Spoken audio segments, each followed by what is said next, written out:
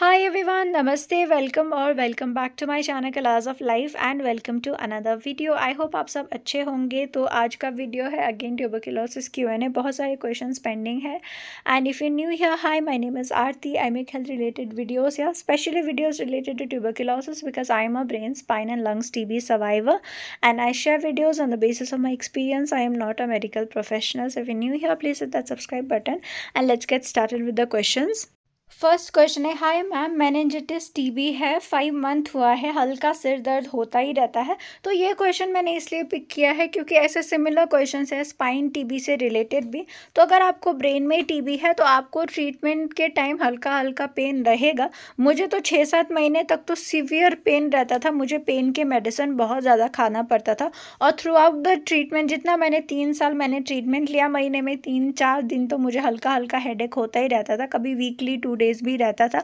तो ये रहता है। सिमिलरली अगर आपको स्पाइन TB है तो ट्रीटमेंट के एंड तक भी आपको थोड़ा थोड़ा बैक पेन रह सकता है और ट्रीटमेंट ख़त्म होने के बाद भी अगर आप ज़्यादा टाइम तक एक जगह पे बैठते हो, और ब्रेन TB के लिए भी सेम, अगर आप ज़्यादा टाइम तक फ़ोन चलाते हो, आपका स्लीप अच्छे से नहीं होता है, फुल्ली आप 7-8 घंटे की स्लीप नहीं लेते हो, तो आपको हेडेक हो सकता है, आपको स्पाइन पेन हो सकता है। तो थ्रू आउट द ट्रीटमेंट आपको थोड़ा थोड़ा हेडेक, थोड़ा थोड़ा स्पाइन पेन होता है। आपको डरने की ज़रूरत तब होती है जब आपको बहुत सीवियर हेडेक हो। अगर आपका 1 साल 1.5 साल का ट्रीटमेंट हो गया है फिर भी अचानक से आपको सीवियर हेडेक होता है, सीवियर बैक पेन होता है, तो आपको डॉक्टर के पास जाना चाहिए, आपको अपने टेस्ट कराने चाहिए।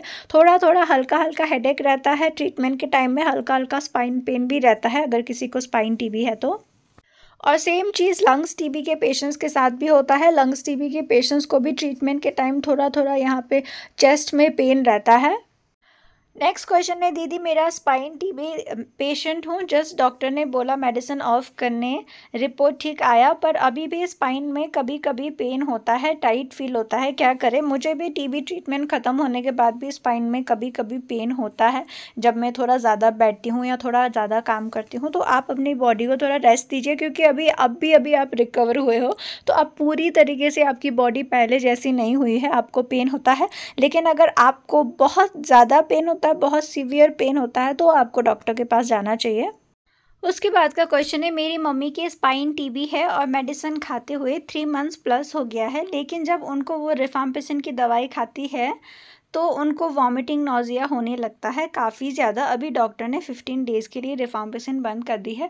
तो ये सुबह में रिफाम्पिसिन टैबलेट खाने के बाद वॉमिटिंग नौजिया होता है। मुझे भी, अगर आपने मेरे पुराने वीडियोस देखे हैं, व्लॉग्स देखे हैं, तो शायद ऑलमोस्ट एवरी व्लॉग में मैंने बताया हुआ है कि मुझे वॉमिटिंग हुआ, मुझे नौजिया हुआ, बिकॉज 6 to 7 मंथ्स के लिए मुझे जो है बहुत ज़्यादा वॉमिटिंग होता था। डेली वॉमिट करती थी मैं आफ्टर मेडिसिन, और उसके बाद भी 2 साल तक भी मुझे नौजिया वॉमिटिंग रहता था, जिसकी वजह से मैं लंच नहीं कर पाती थी अच्छे से। तो ये सिर्फ आपकी मम्मी की प्रॉब्लम नहीं है, हर पेशेंट को ये प्रॉब्लम होता है, नौजिया वॉमिटिंग होता है। अगर डॉक्टर ने 15 दिन के लिए टैबलेट बंद किया है तो सही है, उसके बाद देने के बाद भी अगर नौजिया वॉमिटिंग ठीक नहीं होता है तो मैंने ऑलरेडी एक वीडियो बनाया हुआ है कि नौजिया वॉमिटिंग को कैसे कंट्रोल करना है ड्यूरिंग ट्यूबरक्लोसिस ट्रीटमेंट, तो आप वो वीडियो मेरे चैनल पर देख सकते हैं। Vomiting during tuberculosis treatment colours of life आप सर्च करेंगे तो वो वीडियो आ जाएगा।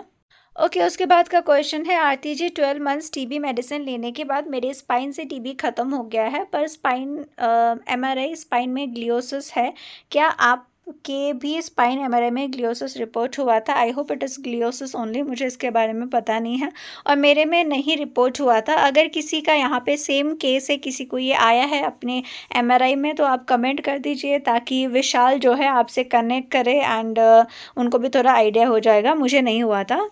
उसके बाद 2 क्वेश्चन सिमिलर है। सबसे पहले वाला देखते हैं, why there is weakness and fatigue in lower legs even taking TB medicine properly. Okay, so TB medicine जो है आपके TB के बैक्टीरिया के लिए काम करता है। आपकी बॉडी में वीकनेस, वैसे भी आप बीमार होते हो तो आपकी बॉडी में वीकनेस होता है, और अगर आपको ब्रेन और स्पाइन का TB है तो आपका जो लेग है वो अफेक्ट होता है। और अगर आपको दूसरे बॉडी पार्ट में भी टीबी है, तो अगर आप बीमार होते हो तो आपको वीकनेस होता है, तो उसकी वजह से ही आपको है वीकनेस।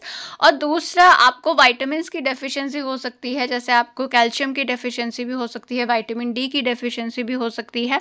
तो अगर आपको बहुत ज़्यादा वीकनेस होता है, बहुत फटीग होता है, तो आप डॉक्टर को दिखा के जो बेसिक विटामिन्स का टेस्ट होता है वो आप करा सकते हैं। मुझे स्पाइन टीबी है, 18 मंथ से किसी सहारे के बगैर चल लेता हूँ, लेकिन लेग्स में सुन्नपन और कमज़ोरी रहता है। तो कमज़ोरी रहता है, वीकनेस रहता है बीमारी के दौरान। अगर आपको लेग में बहुत ज़्यादा सुन्नपन रह रहा है, बहुत ज़्यादा नम्बनेस रह रहा है, तो आपको न्यूरोलॉजिस्ट को दिखाना चाहिए। वैसे भी जब टीबी की मेडिसिन चलती है तो उसके साथ पायरिडॉक्सिन की मेडिसिन चलती है, लेकिन अगर आपको बहुत ज़्यादा ही नम्बनेस होता है, बहुत सुन्नपन होता है पैर में, तो आपको न्यूरोलॉजिस्ट को दिखाना चाहिए, क्योंकि वो पेरिफेरल न्यूरोपैथी हो सकता है। उसके बाद का क्वेश्चन है, ब्रेन टीबी दवा का कोर्स ख़त्म करने के बाद लास्ट में क्या और एक बार एमआरआई करना चाहिए? डॉक्टर कुछ नहीं बोले हैं, बट आफ्टर 6 मंथ फिर से मध्य भाग में समटाइम थोड़ा थोड़ा हेडेक हो रहा है। मैं डॉक्टर के पास गया तो बोला कि टेंशन नहीं है, बट मेरा डर लग रहा है, मैं क्या करूं?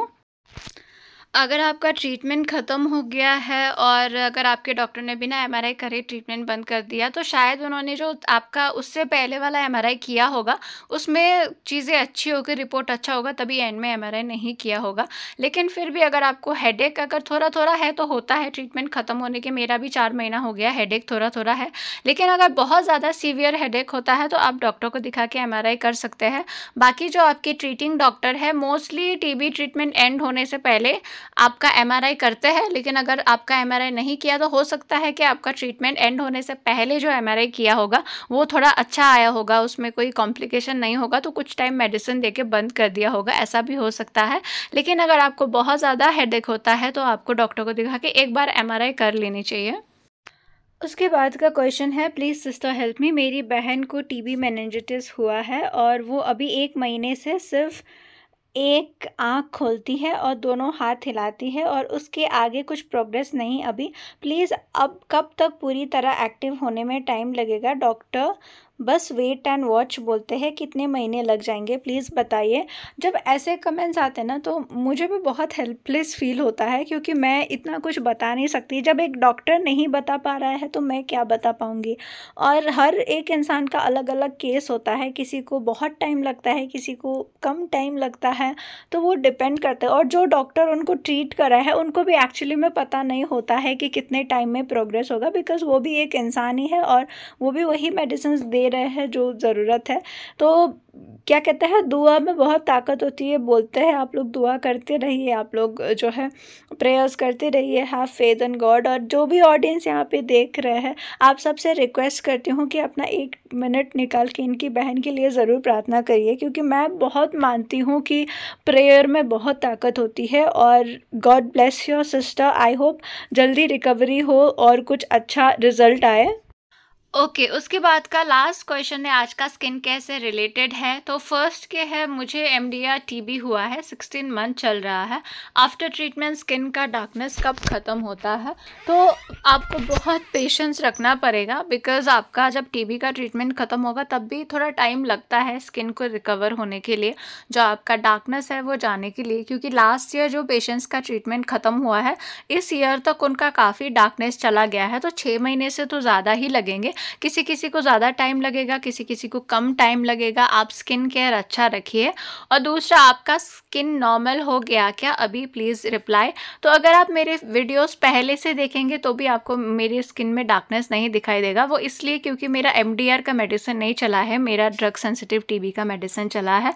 तो मेरी स्किन में डार्कनेस वाली प्रॉब्लम नहीं थी। हाँ, मेरे लेग्स में थोड़ा सा डार्कनेस हुआ है, वो अभी भी है। और मेरी स्किन में सबसे बड़ी प्रॉब्लम मुझे रैशेस और ईचिंग की थी। पहले मेरे फेस पे वाइट स्पॉट्स आ गए थे, वो सारे चले गए। उसके बाद मुझे रैशेस और ईचिंग की प्रॉब्लम है, वो मेरा टीबी ट्रीटमेंट ख़त्म होने के बाद भी अभी तक भी है। तो मैंने ऑलरेडी एक वीडियो बनाया हुआ है skin care during tuberculosis treatment, और दूसरा भी एक skin darkness during tuberculosis treatment. तो उसमें बहुत सारे टिप्स मैंने बताए हुए हैं कि कैसे आप अपने स्किन को अच्छा रख सकते हैं, ग्लोई रख सकते हैं। तो आप वो वीडियो ज़रूर देखना। तो फ्रेंड्स आज के लिए इतने ही क्वेश्चंस थे and again I am saying I am not a medical professional. तो जो भी चीज़ें मैं टेस्ट या मेडिसिन कभी कभी नाम बताती हूँ जो मैं यूज़ करती हूँ, वो आपको बिना डॉक्टर के प्रिस्क्रिप्शन के यूज़ नहीं करना है। आप वही चीज़ें फॉलो करिए जो आपके डॉक्टर बताते हैं। मैं बस अपना एक्सपीरियंस शेयर करती हूँ and we all are patients. हम लोग इस बीमारी से लड़ रहे हैं, तो कहीं ना कहीं we are here to help each other. और अगर आपको ये वीडियोज़ अच्छे लगते हैं तो आप मेरे चैनल को सब्सक्राइब ज़रूर करिए and thank you so much for watching. Bye bye.